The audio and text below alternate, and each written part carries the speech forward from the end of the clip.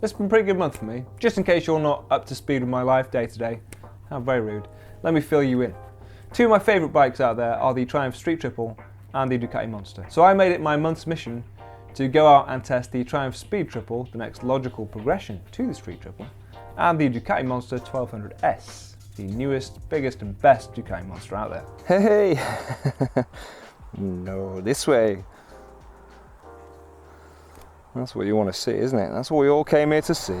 In case it's not immediately obvious, we got ourselves a little Ducati Monster.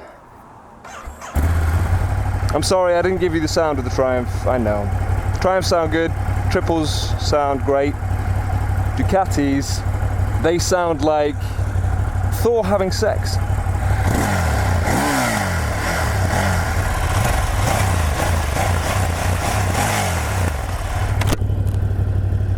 I don't know that you can get a lot better than that for a noise. Let's make a tentative way out of here without slipping over. Might be easier said than done. Especially when I'm touching the brakes. Don't do that on gravel, god damn. I've never got on a Ducati and not been impressed by the brakes. It just doesn't happen. It's a different kind of power from a twin. It is a very different kind of power. It's throbby, it's muscular. It literally feels like I'm sat on top of Arnold Schwarzenegger's bicep. Lovely, dip it into a corner. Consistency, it's so consistent, crazy consistent.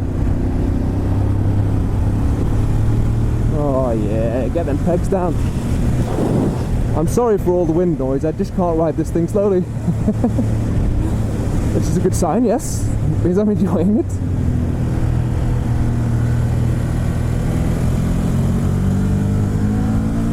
So let's hit you with the stats of the Ducati Monster before I break down why I love it so much. First and foremost, it is of course an L-twin, now liquid cooled. It is the 1200cc Testa Stretta engine with the variable valve timing. Because it is newer and because it is nice and efficient, it revs a little higher as well. And as if Spinal Tap themselves designed this bike, it revs all the way up to 11. Well, why not make 10 a little faster and just make that the top number? This one goes to 11. Peak horsepower, which is 150, or around that because their website is somewhat confusing, but for the S version it shows at 150. That's found just above 9,000 revs. Peak torque, which is again around 93 foot-pounds of torque, is found just above 7,000. So it revs quite high for a twin, and it revs quite high for a monster, meaning that, which is quite nice, you can hang on to those revs, you don't need to jump through gears quite as much. It is a little bit counter-instinctive really, in that I'm used to having to jump through gears a bit more on the Monster, and I had to force myself to hang on to it and pin it just to see what it was capable of. I say counterintuitive or counter-instinctive because in the old Monster you can feel where it wouldn't have been happy and you need to change gear, where you're not going to get any more out of that engine, so you might as well change up. With this one, you're supposed to hang on to it a bit further. There's a bit of vibration through the bike and you can really hear the revs pick up, so I found that I had to force myself to hold on to that gear a bit longer than I wanted to. Yeah, I'm going to say if you own this for a little while, you probably won't go up to 9,000. That is where it's at peak, and that should be where you're happy going up to. And there's no problem with doing that. But whenever I get on a Ducati Monster, an L-twin like this, I don't necessarily want to chase the revs like I do on my triple.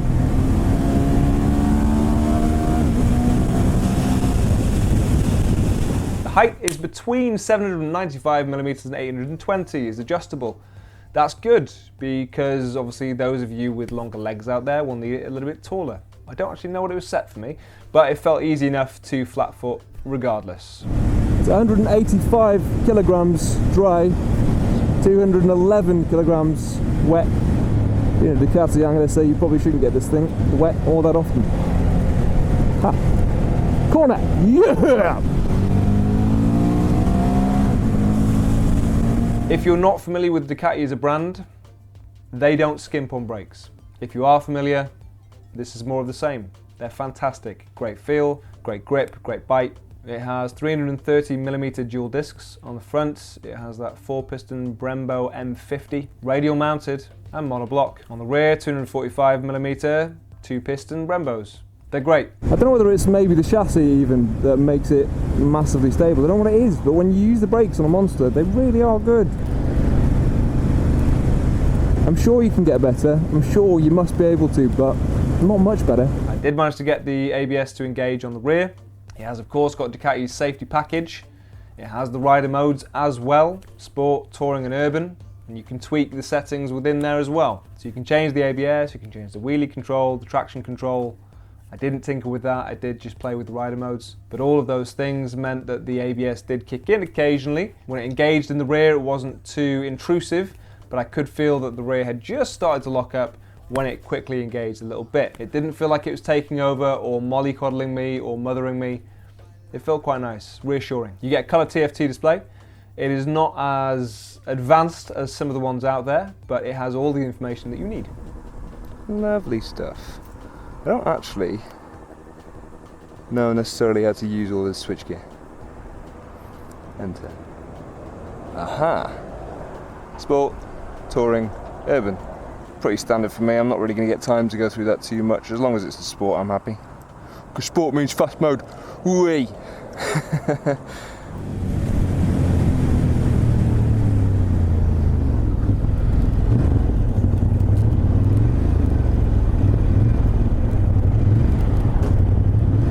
Ooh! Genuine complaint. That was a false second, or a false neutral. Going into second from third. That shouldn't happen. I was using the auto blipper and quick shifter. Maybe I was a little brutal with it. It's not something I tend to use or have a huge amount of experience with. But still shouldn't have found a false neutral. Now, I'm going to take the moment here to explain my only flaw with the bike. And it may well have been just the 1200 that I had tried. The gearbox was shite. And I don't say that lightly, and believe me, I am in this bike's corner. I want it to do well. But, first and foremost, it refused to find neutral. Didn't even find it once, in fact. Had to turn the bike off, stick it in neutral, and turn it back on. And secondly, and most importantly, it found a false neutral. So when I wanted to find neutral to stop and pull over, it wouldn't do it. And when it wanted to find neutral in between two gears, you better believe it found it. And I found a fistful of revs, twice. The quick shifter, when it was working, worked fine, but I would say that's a big flaw. Please do, in fact, comment down below if you've had similar, or if you don't think that's the case with yours. Maybe it was just the bike I was riding and the one that I had access to. And I really hope that it was.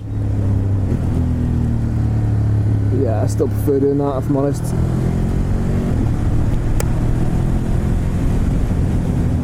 You can keep your auto blippers. I'll take that. Obviously recently took out the speed triple, and I summed up the speed triple's cost in that little screenshot. And I'm going to use the same to explain why this thing costs as much as it does. At the moment, the bike comes in roughly at £14,295 in the UK. The standard is £11,495. Do I think I would spend the extra money for the S over the standard? Probably not. A Sachs, rear shock and Kayaba front forks, that's what I was used to on the old Ducati Monster, and they worked perfectly fine. The Brembo M4s are great brakes as well. The M50s are better, but there's not a huge amount in it. And the quick shifter, if it was anything like the one that I used on my test bike, didn't work that well. The fundamentals, the important stuff, the engine, won't feel very different at all. So in my mind, really what I'm paying for is a little bit of carbon fibre, better suspension and better brakes, but only marginally.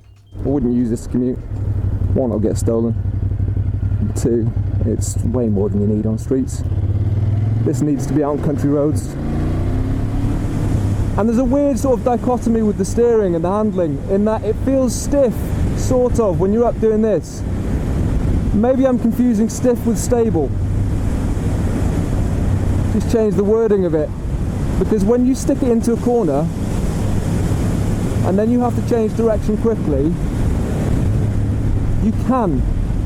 Like very few other things. All of that aside, let's talk about the character and why I like this bike so much. The old Monsters were really enjoyable to ride. They've managed to take all of that character, all of that enjoyment, and move it up to a modern, properly efficient engine. If you've ever not liked twins in the past for being lumpy or a little bit awkward, especially when using them in a town or low revs, That's been fixed. If you're ever frustrated that you couldn't rev out the engine, that has also been fixed. So the engine is an improvement over the last. But my favourite thing about the Ducati Monster is that I feel properly connected to it. There are certain bikes that you get on where they feel maybe a little top heavy, where they're maybe an effort to push in, or if they're not an effort to push in, when they're in, they feel like they dip maybe a bit too quick. That complaint can never be levelled at a Ducati Monster. I don't care what angle you stick it at, it is stable. I feel confident of it all the way down to the pegs. Part of that may well be the tyres, part of that will be the suspension, part of it will be the frame. There is something I can't put my finger on, but it just feels stable. It feels secure, and it feels confidence inspiring. There are a few things I ever get on that I feel more connected to going around a corner than a Ducati Monster. That's what a Ducati Monster gives. That and oodles of torque. So if you like those two things, well, this is the bike for you. If you want something that will rev out a little bit further and you want to play with a single gear, yeah, maybe go for something else. It's everything I love about a Ducati Monster and a little bit more. And that has to be a good thing.